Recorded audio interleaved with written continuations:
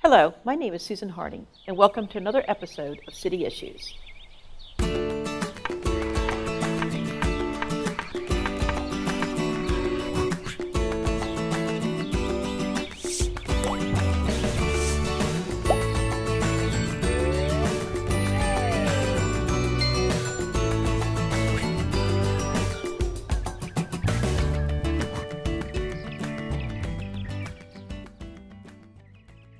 Today on City Issues, we're going to talk about the Frederick Municipal Airport. Today I have with me Rick Johnson, our Frederick Airport Manager, and Mayor Randy McClemment. And Mayor, you've had some great experiences out at the airport. Yes, I have. It's one of our hidden jewels that we have in the city of Frederick. It's interesting, people think of the airport, and they may not think that know that it actually is part of the city portfolio.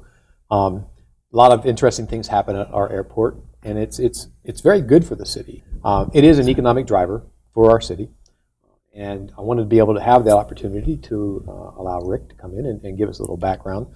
A couple of little trivia things that I have, and I hope I'm not stealing Rick's thunder, but it is the second busiest general aviation airport in the state of Maryland, right behind BWI. People are very surprised at that.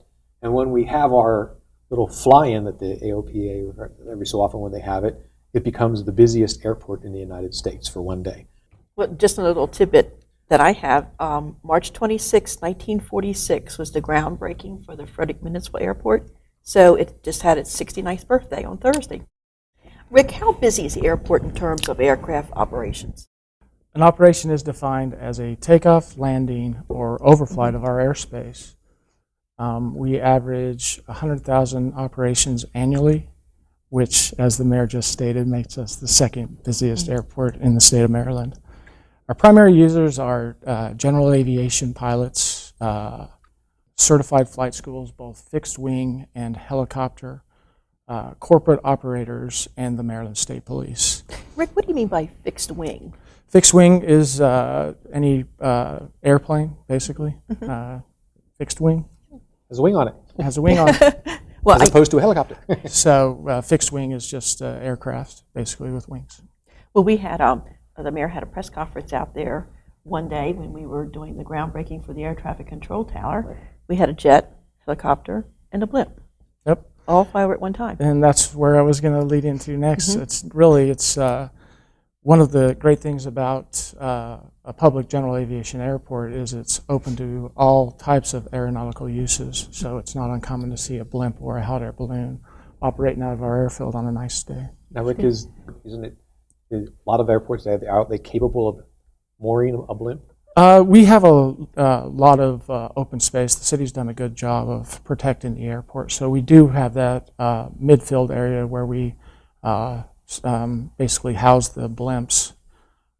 So it's not uncommon, but in the National Capital Region with two professional football teams, they see a lot of activity, and so Frederick's a great place for them. We do get a lot of blimp activity. We do. I encourage people, if you see the blimp flying around, go out to the airport because it is very unique on how they bring them down and how they hook them up overnight. And it's like a big windsock. Yeah, it's a large crew that is associated with each blimp, at least 15 to 20 people that are part of that team.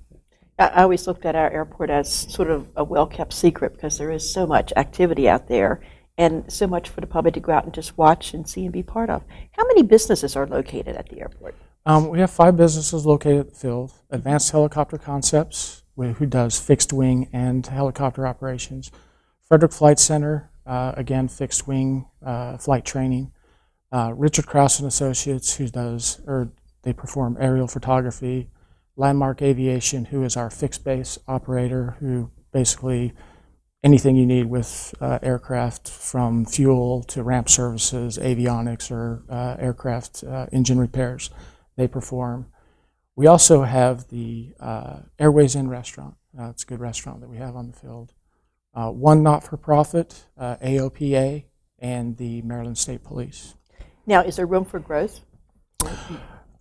There is real estate available for development at the field. We have future plans to expand additional hangar space and ramp space. So we're always interested in new opportunities out at the airport. What big projects do you have going on at the time at this time? We are currently in the middle of a demolition project. There was 14 buildings identified on or near the airport as obstructions to air navigation. It's part of a larger, broader project that will extend our primary runway. Currently, our runway is 5,220 feet, and the ultimate design would be 6,000 feet, which in our terms, adds additional revenue to the airport in terms of the large aircraft that come in here now will be able to take on fuel for greater distance, and it helps us out with our revenue. So, Mayor and Rick, what is your vision? Like, what is your 10-year vision for the airport? Frederick has a rich general aviation history, and we want to honor that heritage. A lot of the pilots, the general aviation pilots, have flown out of Frederick their entire lives. And so we want to be able to pass that along to the next generation of pilots. We also want to be known as the preferred executive airport in the National Capital Region. We have a lot to offer corporate users in terms of safety. With the addition of the air traffic control tower, have you seen an increase in use from corporations? And we haven't seen an increase in corporate traffic, but with us having a tower, a lot of corporations through their insurance companies won't allow their jet traffic to come into an airport without a tower. So it does open up the possibilities for corporations to And utilize. that really was the mainstay of the tower, was more safety. It does bring in, it probably will eventually start bringing in more people, because as Rick said, you've got insurance regulations that want to see those things. But again, this airport is part of a community, and people fly in and out over top of our community. So having that extra layer of safety with a tower out there is very important. So it just brings that added feature that makes us a great airport. now, can you tell me one thing about the airport, either one of you or both of you? Tell me something about the airport that maybe the general public doesn't know. Aircraft Owners and Pilots Association, AOPA, they've recently opened up the first ever National Aviation Community Center, and with the intent for people to come out and learn about aviation, get interested in it, and watch airplanes land and take off. And we encourage everybody to come out and visit the airport. And I just want to build onto that, because if you go out to the airport almost at any given day, what you'll find are usually someone standing at the fence just watching the planes go in and out, and a lot of times it's the youth, it's the children. The grandparents take the grandkids out and just watch the planes come in and out. And I always see their interaction between the pilots and the aircraft owners on the field there.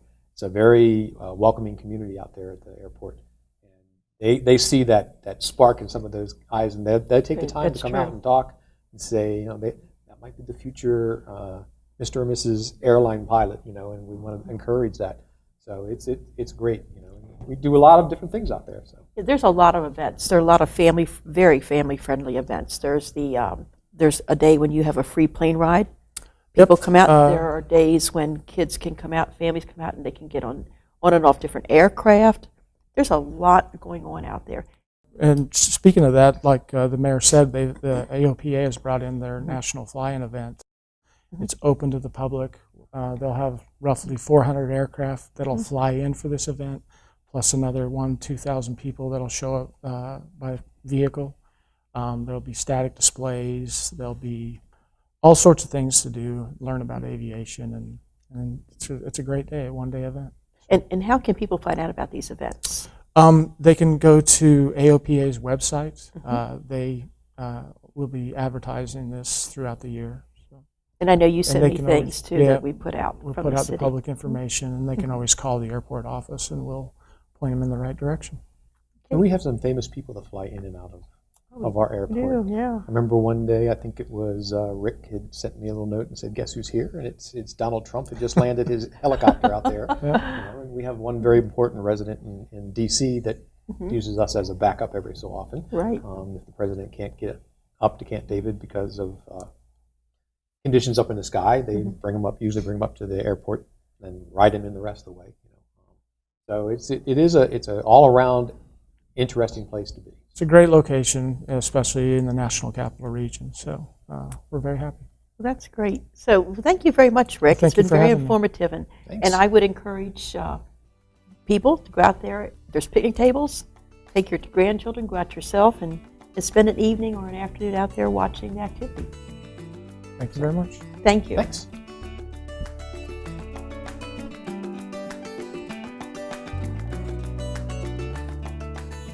And thank you for joining us today for another episode of City Issues.